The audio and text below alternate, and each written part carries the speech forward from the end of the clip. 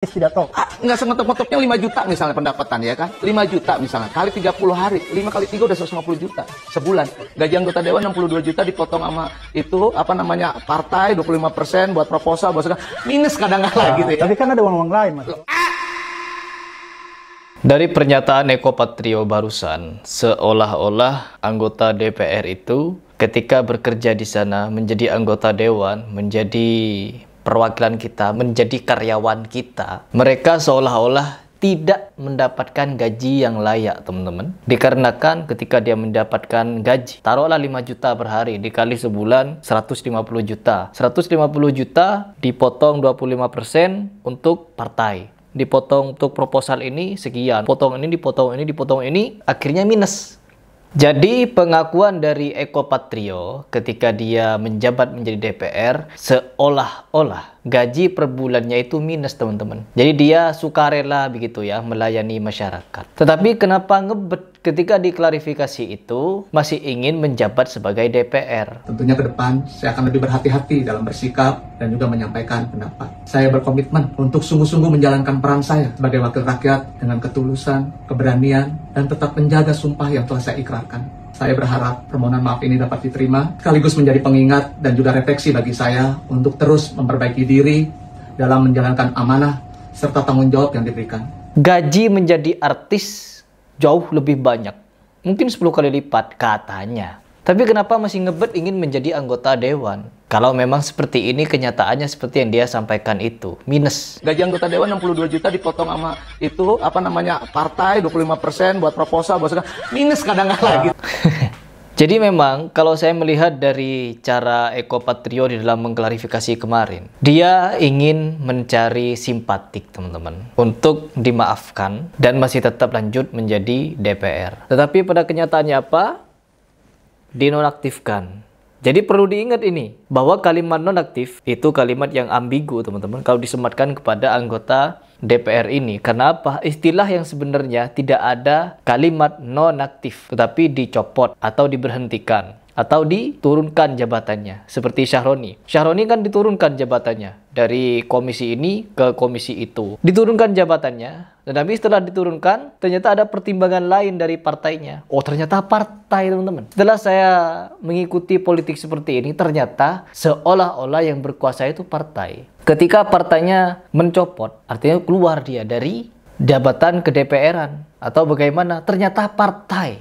Ya Allah, saya kira kedaulatan itu ada di rakyat, ternyata ada di partai. Oke, kembali lagi kepada pembahasan. Sekarang kita berbicara masalah pendapatan Eko Patrio yang dia katakan minus, teman-teman. Namun kejanggalannya masih minus, tapi tetap saja ingin menjabat sebagai anggota dewan. Tidak seperti Krisdayanti. Kalau Krisdayanti kan tidak ada ngeluh dia dikurang-kurangi pendapatannya dari menjabat itu. Gaji pokok 16 juta. Gaji tunjangan ini itu 59 juta. Terus tunjangan 450 juta 5 kali dalam setahun itu ada. Tunjangan 140 juta 8 kali dalam setahun itu ada. Jadi kalau dikalkulasi per bulannya, pendapatan dari para anggota DPR ini hampir 1 miliar, teman-teman. Per bulannya. Hampir. Di atas 500 juta lah, kurang lebih. Semua anggota DPR udah punya uang lah. Berapa sih sekarang gajinya anggota DPR?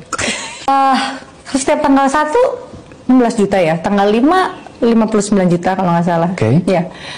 Ya udah. Jadi aja. 16 juta itu gaji pokok, Ya. 59 juta itu adalah tunjangan-tunjangan, Ya. komunikasi segala macam. Iya, iya. Terus yang lainnya?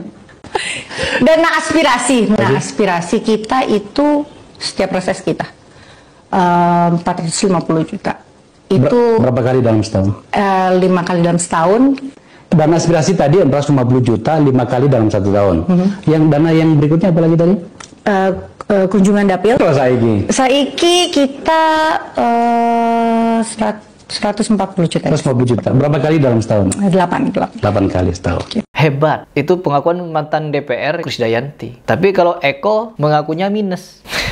Jadi tidak ada tunjangan-tunjangan pengakuan dia, teman-teman. Jadi ini kan pendapat dari sama-sama DPR, namun kontradiktif. Kira-kira siapa yang benar? Eko atau si Krisdayanti ini? Allahu a'lam bishawab. Dan coba kita perhatikan Uya Kuya. Uya Kuya sekarang tampak lebih tenang daripada Eko Patrio malah. Ketika rumahnya dijarah, katanya sudah diikhlaskan. Ketika Syahroni awalnya dijarah, pasti akan merembet kepada dia. Dia sudah ikhlas katanya, karena dia akan menjadi next target. Saya sih terang ya, ini kalau boleh jujur ya. Saya waktu masa ke rumah saya tuh, sebelum udah ada isu mau ke rumah saya itu, saya udah ikhlas. Terus waktu ibaratnya lihat video, akhirnya tembus, kan warga sekitar tuh menolong, menjaga. Warga tetangga-tetangga saya orang-orang baik, dia menjaga dan menghalangi orang-orang yang masuk, tapi tiba-tiba ada rombongan dari luar lebih langsung rangsek, seperti ada provokatornya yang langsung kasih komando. Ya akhirnya udah nggak terbendung, saya habis itu udah matiin telepon, saya udah pasrah aja. Wah sih belum ada masa masuk ke dalam rumah. Justru nggak sempat evakuasi apa-apa. Untuk mertuanya juga. Iya. Namun yang unik, rumah Sri Mulyani itu bisa ditembus dan dibobol oleh penjara, sedangkan rumah Puan Maharani aman.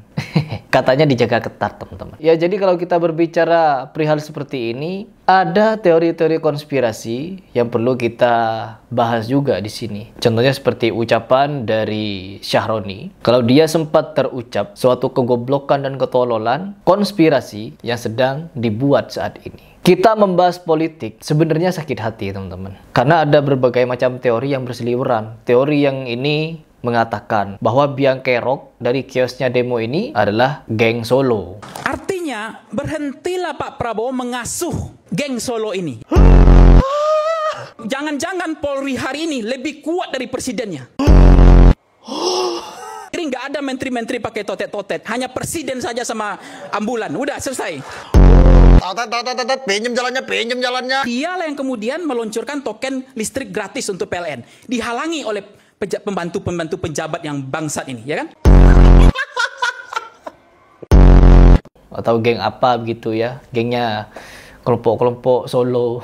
Atau pada penjelasan lain, ada yang berteori bahwa dalangnya Pak Prabowo sendiri dengan berbagai macam alasan. Makanya kita itu membahas seperti ini sebenarnya membuat kita sakit hati. Karena politik memang menyakitkan, teman-teman. Sistem demokrasi ini memang menyakitkan. Ketika ada demonstrasi, ya ujung-ujungnya juga menyakitkan. Itulah kenapa demokrasi ada ulama atau banyak ulama yang mengharamkannya. Dan kita hidup di tengah-tengah itu. Ya, kembali lagi pada pembahasan. Kita berbicara masalah kegunaan DPR sebenarnya. Dari awal kita mendengarkan keluh kesah dari Eko Patrio, Uya Kuya, dan lain sebagainya. Kita memikirkan sebenarnya apakah DPR ini benar-benar dibutuhkan ataukah tidak. Karena apa? Melihat kedaulatan rakyat ternyata bukan ada di tangan rakyat, tapi di tangan partai. Kalau partai bilang ini, misalkan kemarin ketua partai masing-masing seperti Partai Nasdem, partai ini, partai itu, mencopot. Seolah-olah yang punya hak untuk mencopot jabatan dari anggota dewan itu adalah partai. Jadi nunggu rakyat ngamuk dulu, nunggu rakyat chaos dulu, nunggu pendemo rusuh dulu, baru mereka ngambil langkah sikap seolah-olah mereka ini berada di posisi rakyat, membela rakyat. Oh, rakyat pengen ini, rakyat pengen itu. Akhirnya dicopot.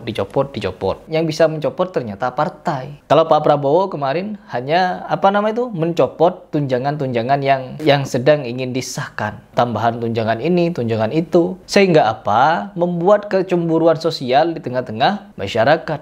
Begitu dilayani para DPR ini, begitu dimuliakan, begitu difasilitasi. Sedangkan rakyatnya hidup sengsara, rakyat Indonesia. Tapi apa yang kita lihat? Siapa yang sejahtera? Siapa yang menjadi tuan? Seolah-olah mereka yang jadi tuan. Jadi perlu kita garis bawahi juga kasihan rakyat kecil yang dimana mereka ini apa-apa semua dipajek-pajekin. Ya untuk apa? Ya untuk menggaji para dewan ini. Kan kebanyakan juga diambil dari uang pajak. Jadi mari kita berpikir, teman-teman. Apakah kalau kita berbicara masalah seperti ini akan ada ujungnya apabila kita sebagai rakyat Indonesia yang mendambakan kemakmuran, kesejahteraan. Kalau seperti ini apakah tercapai kesejahteraan itu? Banyak kepura-puraan, teman-teman. Yang satu, DPR yang satu, anggota DPR yang satu mengaku minus gajinya. Yang satu mengaku plus-plus gajinya. Jadi kan kita menyaksikan kesandiwaraan yang sebegitu nyata di depan kita. Cuman apa? Ya kita diam-diam saja. Ya bagaimana kalau menurut kalian? Kita tidak perlu bicara masalah teori konspirasi. Yang jelas-jelas dulu kita lihat. Yang jelas-jelas dulu kita bahas. Masalah plus-minus tadi. Yang Krisdayanti mengaku plus-plus. Yang Eko Patrio mengaku minus-minus. Kira-kira mana yang benar? Coba kalian komentar di bawah.